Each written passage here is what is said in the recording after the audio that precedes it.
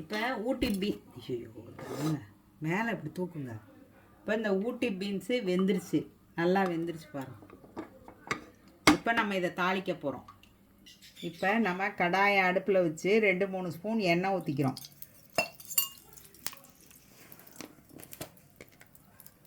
அதில் 1 ஸ்பூன் சோம்பு போட்டுக்கிறோம்.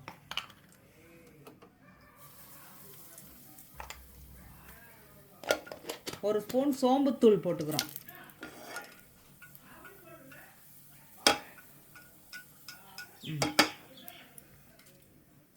கருவேப்பிலை போட்டுக்கணும். இப்போ வெங்காயம் போட்டுக்கணும். இப்போ எல்லாம் வந்து பொன்னிறமாக வதங்கணும்.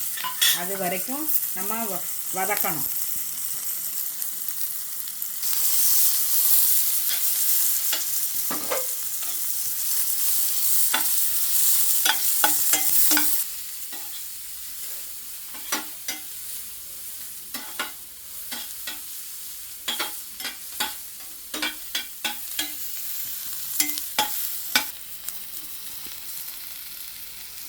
ஒரு 1/2 ஸ்பூன் இஞ்சி பூண்டு பேஸ்ட் போட்டுக்கணும். வைக்கிறோம்.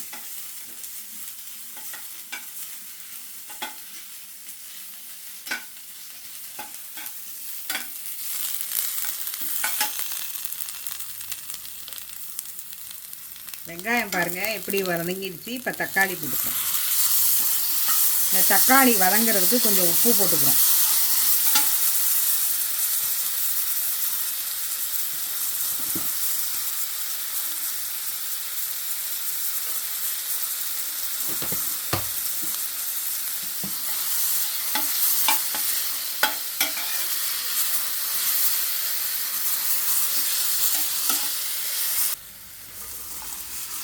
இப்போ ஊட்டி பீன்ஸை நம்ம இதில் சேர்த்துட்டோம்.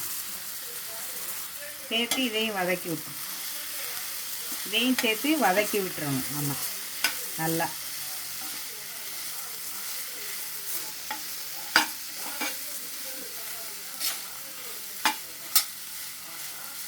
இதுக்கு நம்ம எவ்வளோ காரம் தேவையோ அதுக்கு தகுந்தபடி காரம் போடணும்.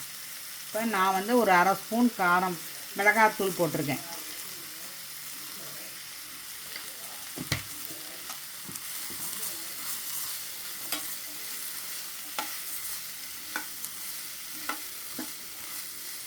இப்போ நம்ம உப்பு வேணும்னா கொஞ்சோண்டு சேர்த்துக்கலாம். ஏற்கனவே அதில் உப்பு போட்டு வேக வச்சுருக்கு, தக்காளி வதங்கவும் போட்டிருக்கு.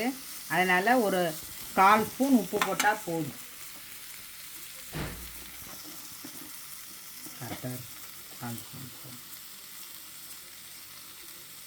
போட்டாச்சு.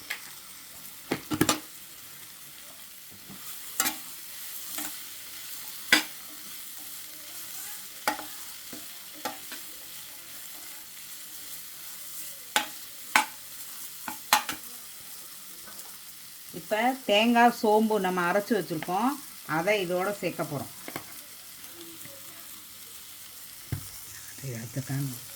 இது சேர்க்க போகிறோம்.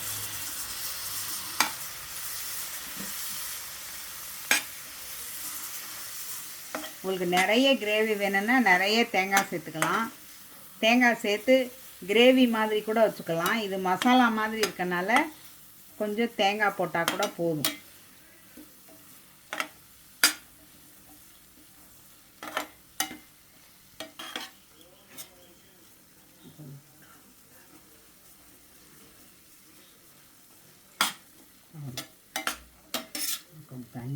தண்ணி கூட கொஞ்சம் சேர்த்துக்கலாம் நம்ம.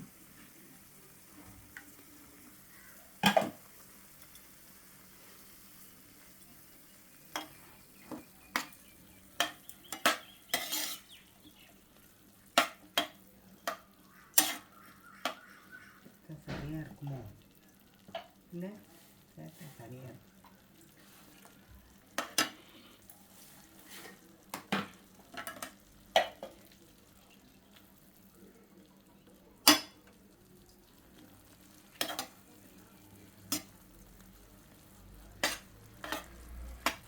பாருங்கள் தேங்காய் சேர்த்ததுக்கப்புறம் எப்படி இருக்குன்னு. மசால் வாசனை போனோடனே ஆஃப் பண்ணிடலாம். தேங்காய் கொதிக்கிறதுக்கு ரொம்ப நேரம் ஆகாது, அதனால் கொஞ்சம் நேரம் வச்சுருந்தா போதும்.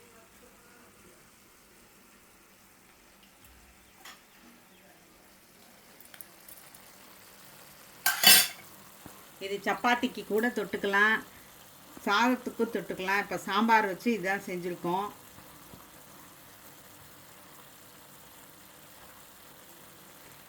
நீங்கள் இந்த ஊட்டிக்கு போனதை சொல்லுங்கள். ஊட்டிக்கு இங்கேருந்து புதுக்கோட்டையிலேருந்து எப்படி போனீங்க, யாரோட போனீங்க அது சொல்லுங்கள். எப்படி போனீங்க சொல்லுங்கள். ஊட்டிக்கு புதுக்கோட்டையிலேருந்து திருச்சி போகணும். திருச்சியிலேருந்து செம்மொழி எக்ஸ்பிரஸ் நைட்டு 12:30 மணிக்கு திருச்சியில் எடுக்கிறான். காலையில் 4:30க்கெல்லாம் கோயம்புத்தூர் போயிடும். கோயம்புத்தூர்லேருந்து நீலகிரிஸ் அந்த ட்ரெயினில் ஊட்டிக்கு போகணும். அங்கே தங்குற இடமெல்லாம் எப்படி இருந்தது எப்படின்னு சொல்லுங்கள். அங்கே என் ஃப்ரெண்டு காட்டேஜ் இருந்தது, அதில் போய் தங்கணும். காய்கறி இதெல்லாம் காய்கறி மார்க்கெட் உழவர் சந்தை இருக்குது ஊட்டியில். ஓ, அதை சொல்லுங்கள். ஊட்டியில் உழவர் சந்தை இருக்குது. அங்கே தான் காய்கறியெல்லாம் பீன்ஸு, ஊட்டி பீன்ஸ் எல்லாம் விற்கிது.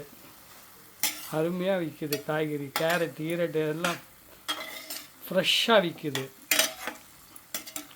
எல்லாரும் அங்கே தான் வந்து வாங்கிட்டு போகிறாங்க, அந்த ஊர் ஜனம் எல்லாம். கோயம்புத்தூர்லேருந்து கூட அங்கே வந்து வாங்கிட்டு போகிறாங்க. கோயம்புத்தூர்லேருந்து பக்கம்ல அங்கே. ஆமாம், மேட்டுப்பாளையம்.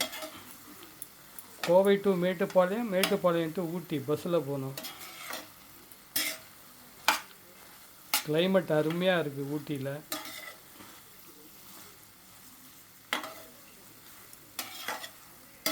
அப்புறம் என்னெல்லாம் வாங்கிட்டு வந்தீங்க? சாக்லேட், ஊட்டி வர்க்கி, கோகனட் பால், Indian bakery, famous Indian bakery ஊட்டி.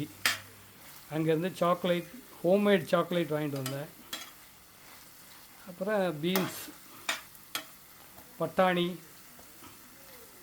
எல்லாம் வாங்கிட்டு வந்தேன் வீட்டுக்கு தேவையான. வீடு கரண்டியா? ஆமாம், கரண்டி இல்லாமல்